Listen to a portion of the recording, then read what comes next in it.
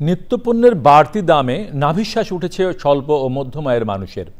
পরিবার পরিজন নিয়ে নিত্য খরচ মেটানোর ভার অদৃষ্টের উপরে ছেড়ে দিতে চাইছেন অনেক নিরুপায় কর্তা। নির্ধারিত আয়ের বিপরীতে ব্যয় ভয়ঙ্করভাবে বাড়তে থাকায় মধ্যবিত্তের এরকম হাঁপিয়ে ওঠা। রিজভি নেওয়াজের রিপোর্ট।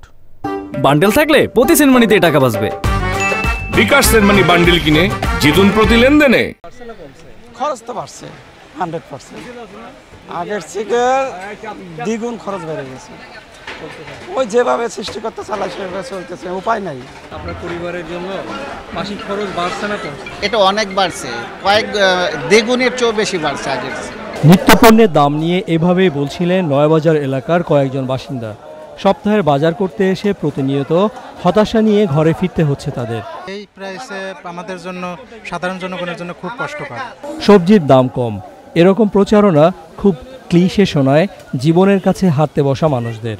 মরিচ 200 টাকা, টমেটো 120 টাকা, ওই সিম 240 টাকা, কাঁকরোল 70 টাকা কেজি, লাউ 60 টাকা পিস, করলা 80 টাকা কেজি, আর সবচেয়ে কম দামে হলো পেঁপে 30 টাকা কেজি, 25 টাকা কেজি, 50 টাকা কেজি। সবজির দাম কম, কাস্টমার নাই। মানে বাজার চড়া আর কি, 100 টাকার নিচে তো কোনো সবজি নাই। পড়াই তো পারে, আবার খুব কমে কোনখান দেয়া, কমে তো না, কম নাই বাজার। টাকা কমে তো 5 টাকা বাড়ে, এই কমা। 100 টাকার নিচে একটা বরবটি আপনি 120 টাকা। মাসে মনে করেন যে হয়তো 5-7 হাজার টাকা বেড়ে গেছে আরো। মনোহারি দোকানেও সুখবর নেই ক্রেতাদের জন্য। 110 টাকা বিক্রি করতেছি, আগে 100 টাকা বিক্রি করতাম। লুজাটা আমার কাছে নাই আপাতত, আজকে এক সপ্তাহ যাবত পাওয়া মার্কেটে ভালো মাল পাওয়া যাচ্ছে না দেখে আনি নাই।